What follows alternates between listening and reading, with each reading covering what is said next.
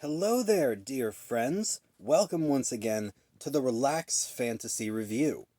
On this channel, we spend our time looking at fantasy of all sorts, from books to movies to video games, and specifically applying the characters within into the tabletop game Dungeons & Dragons 5th Edition. Today, though, we're going to be reviewing an absolute treat. The class in D&D known as the Monk. A lot of people give the Monk a hard time.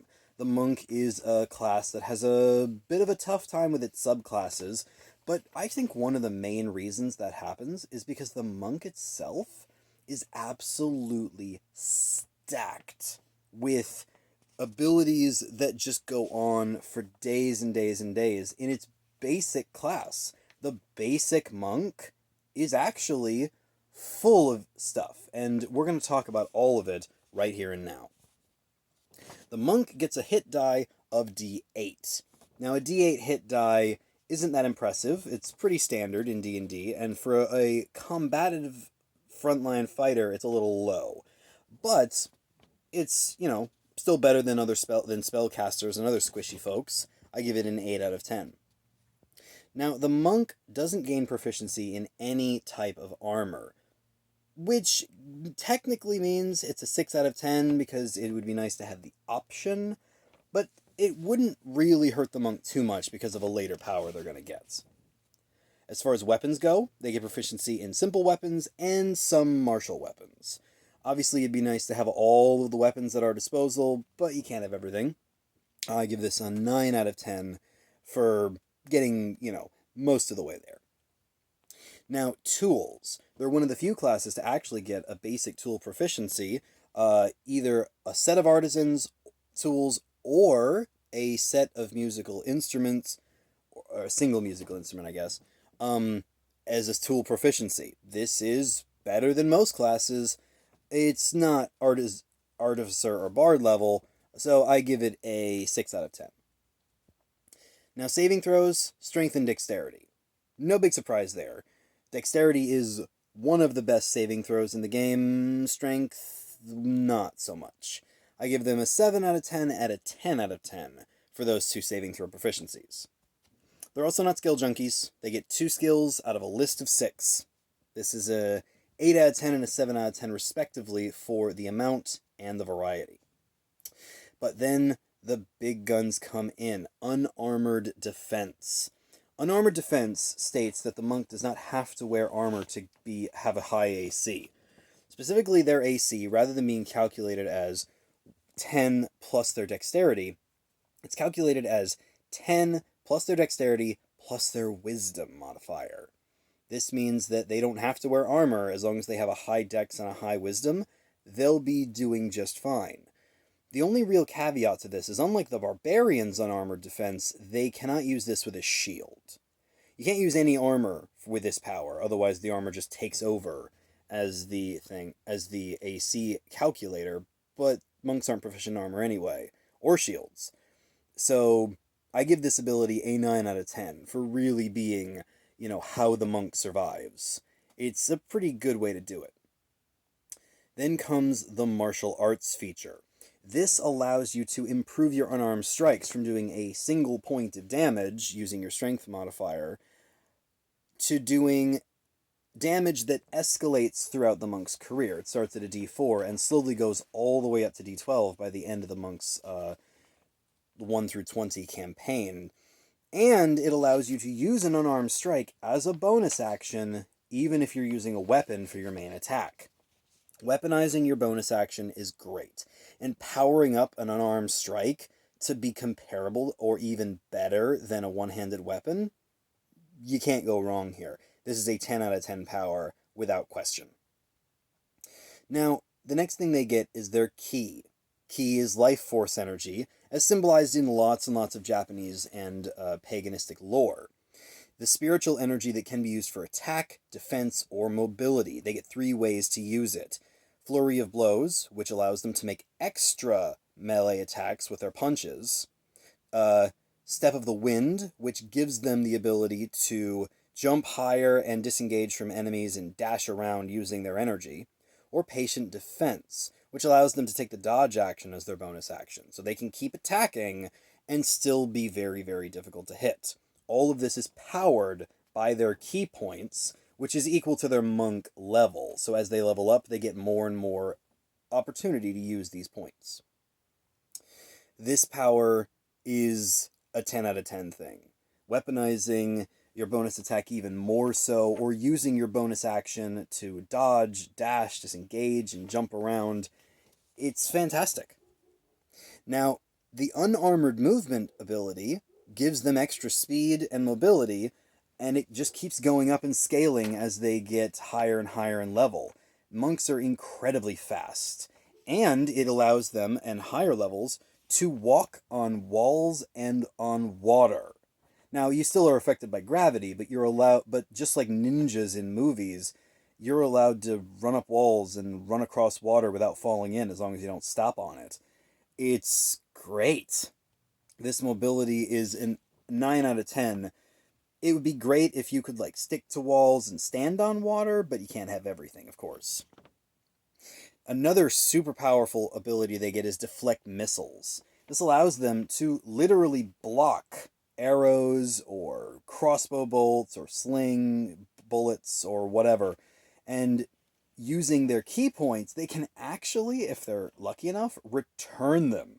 Imagine catching an arrow in your hand and firing it back using your spiritual energy at the person who shot it at you. That's a shocking thing to try to do, and yet monks can do it. Deflect Missiles gets a 9 out of 10. They get 5 ability score improvements, like most classes do. 8 out of 10 there, no big surprise. They have an ability called Slow Fall, which allows them to reduce fall damage significantly. Fall damage is pretty rare in D&D. Obviously, there are some traps and some strategic battleground abilities where knocking people off of stuff can be advantageous. Monks are not going to be as hurt. It's not something that'll come up much. I give it a 6 out of 10. They also get extra attack.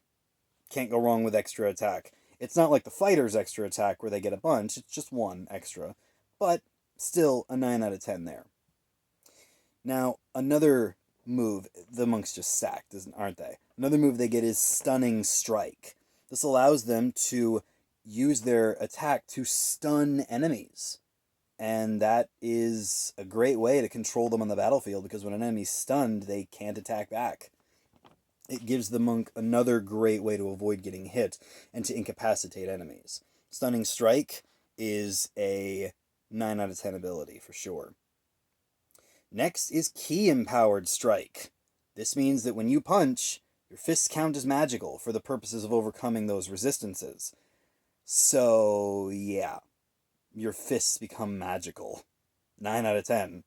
It'd be nice if they did a little bit of extra magic damage, but overcoming resistances is great too. Next, Evasion. This is the same skill that the rogue gets, with the ability to take no damage if you succeed on a saving throw that we would normally take half damage on, and only half damage if you fail the save.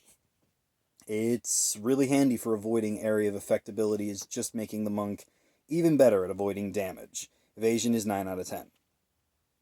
Then comes Stillness of Mind. You're able to use your key to undo charm or fear effects on yourself, just stopping them dead. It's not always going to come up, because charm and fear aren't the most common abilities, but when they do, they're debilitating as heck. So being able to just stop them is great. 8 out of 10. Purity of Body comes into play then. Immune to disease and poison damage. A lot of creatures hit you for poison damage. Being immune, perfect. No need to concern yourself with all that extra damage. And being immune to anything in this D&D is fantastic, even if it's poison and disease. So 9 out of 10 there. Next up, Tongue of the Sun and Moon. This is one of my favorite things the monks can do, because it literally says that they can understand and be understood by all languages. If you can speak a language, no matter what it is, the monk can understand you, and you can understand them. It's like having the tongues ability, spell. Like having the tongue spell, just as an ability that's permanent. It's great. 10 out of 10. knowing extra languages is great, but knowing all languages? Perfect. Then comes Diamond Soul. Diamond Soul makes you proficient in all saving throws and gives you the ability to re-roll them if you fail them sometimes. Proficient in all saving throws? Most characters would have to take 4 separate incidences of a feat to get that, and monks just get it for free. 10 out of 10. It'd be nice if this came on board earlier, but that would be a little overpowered. So the high-level monk, super good at resisting basically everything. Then comes Timeless Body.